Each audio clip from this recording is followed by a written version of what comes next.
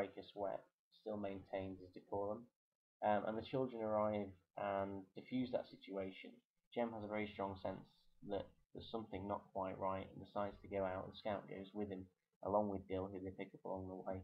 And when the gang arrives, the children run up, and it's actually Scout that diffuses the situation. When she starts chatting and trying to make small talk, trying to be polite to the men, they realise the error of their ways. Okay, and Atticus is grateful to the children for that. The trial begins. So for the white community, this is really a huge draw. It's a carnival atmosphere. Everyone in town goes, aside from Miss Maudley, who is really appalled by this kind of morbid interest in the fate of Tom Robinson. Jem shares the rumours about Adolphus Raymond, who has mixed-race children and is supposedly drunk all the time, just like he shared the rumours of Boo. Jem spreads some more here. The children sit in the balcony with Reverend Sykes, so this is the segregated community. Atticus obviously doesn't realise that the children are there, but they manage to make their way in, and they sit in the black balcony. So even in the courthouse, the black community cannot mix with the whites. Okay, they are relegated to the balcony. And it's from there that obviously Jem, Scout and Dill view the trial, and that's how the reader understands it. So we get most of the actual key exchanges that take place.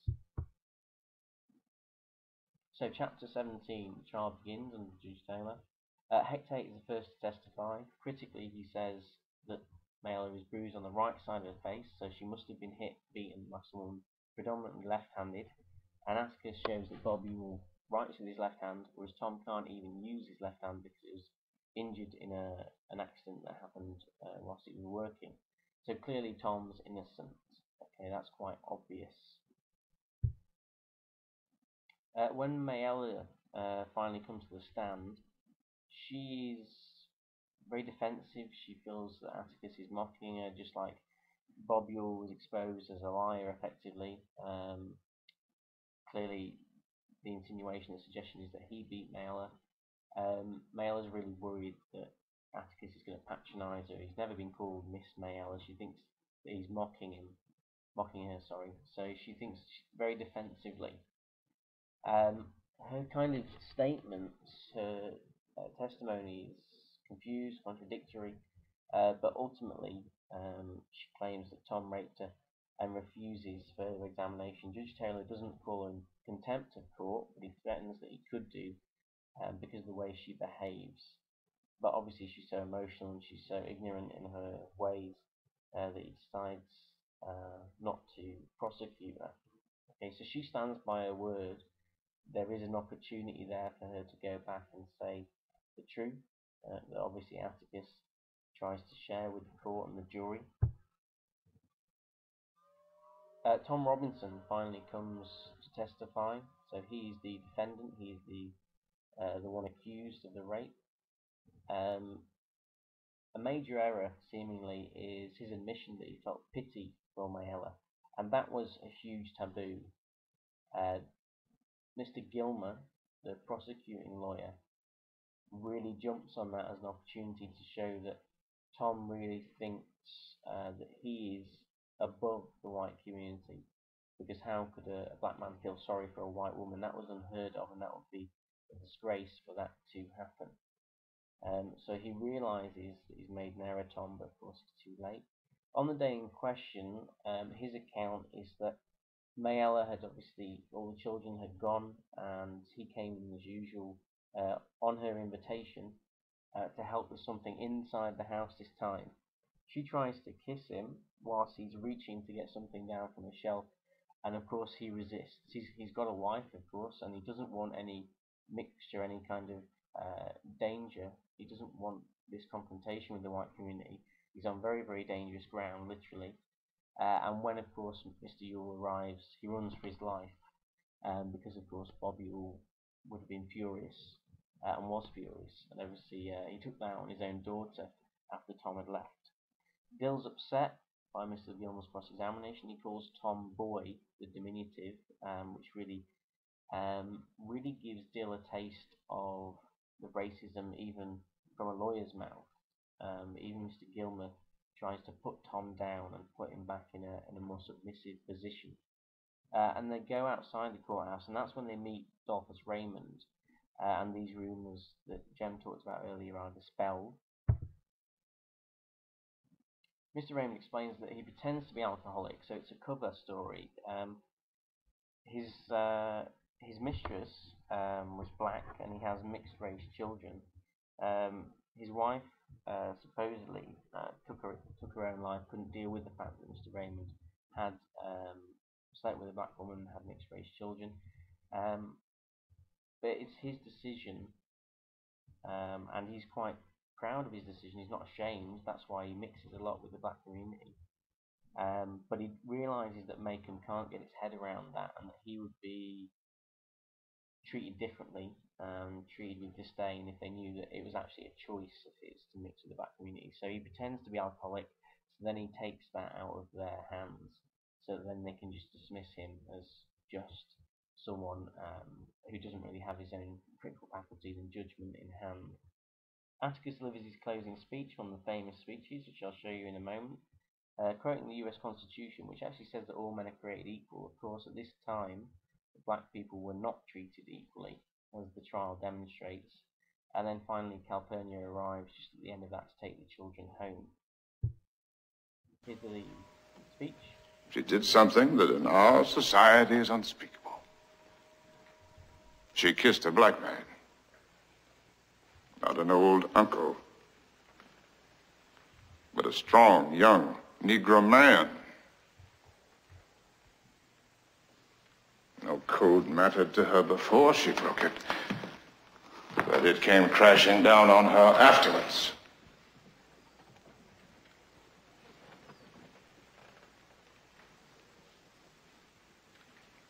The witnesses for the state, with the exception of the sheriff of Macon County, have presented themselves to you gentlemen, to this court,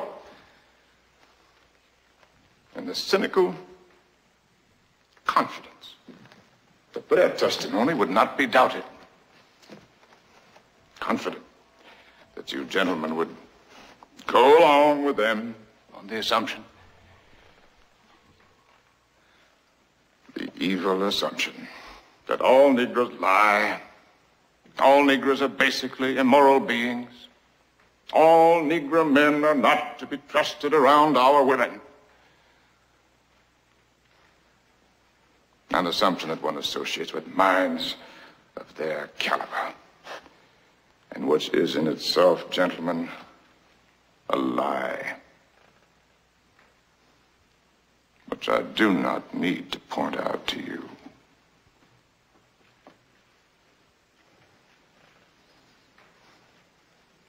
And so, a quiet, humble, respectable Negro who has had the unmitigated temerity to feel sorry for a white woman has had to put his word against two white peoples.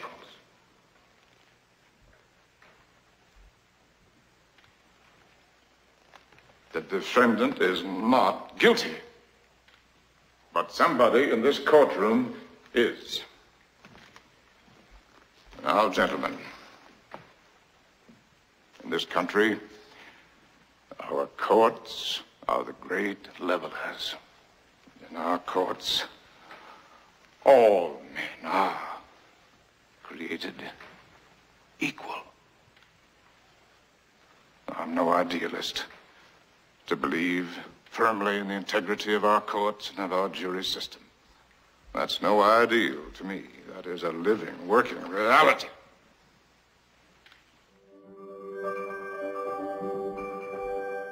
Okay, so you get a sense there of Atticus's passion in his closing speech, defending Tom.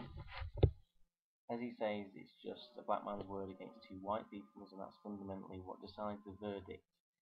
It is delayed, though. It takes quite a few hours, and this is the progress that Atticus senses.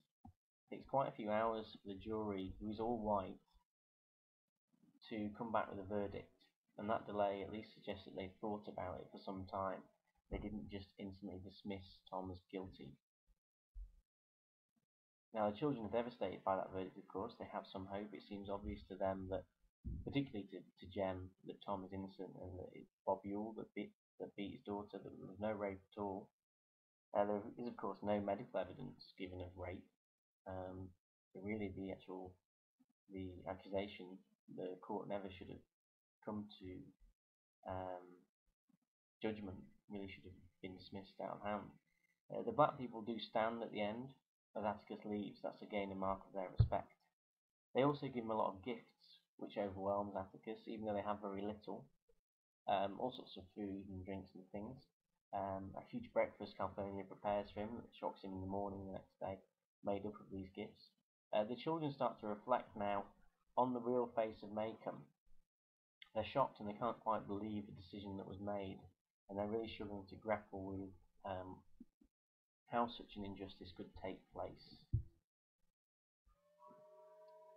Now, after the trial, there's still a great deal of tension in the novel. Bob is humiliated by the judge, how the judge treats him, but also, obviously, Atticus proving that he's a liar. He spits in Atticus's face, but he remains composed and stoic and just laughs it off. So he wishes he didn't chew tobacco, so he takes it with quite a dry sense of humour, which is typical of Atticus.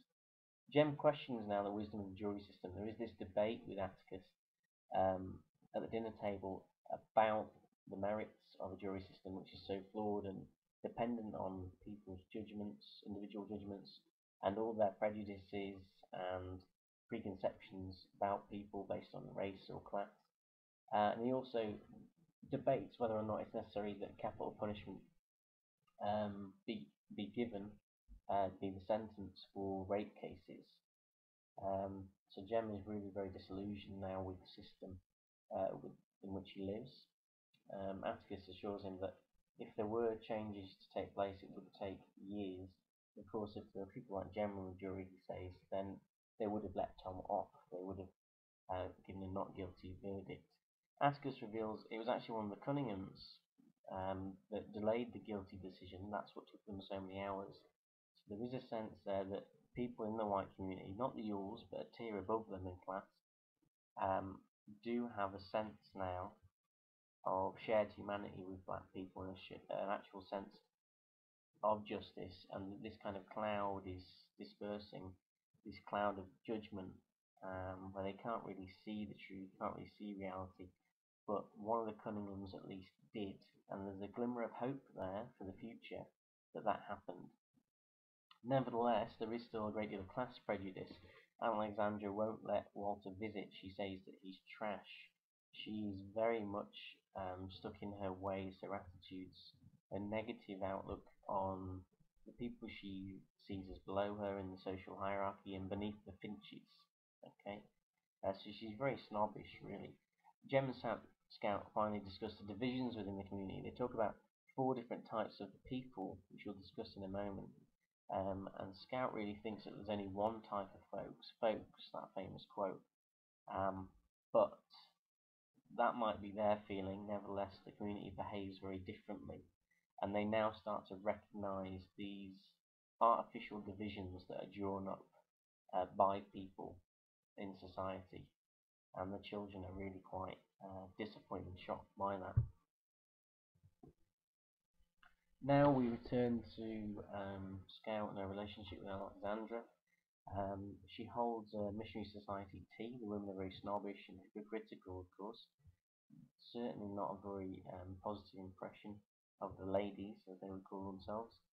Miss Maudie is the only one that defends Tom. She says his food doesn't stick going down, does it? And that silences the other women. She's saying he's not a liar. Tom was telling the truth. And then, of course, we get the devastating news that Tom was shot trying to escape. Atticus takes Calpurnia to deliver the news to Helen Robinson. Meanwhile, Alexandra does share this concern. She does have empathy, at least for her brother, that Atticus's health is in danger because of all the stresses of the trial. Shares that with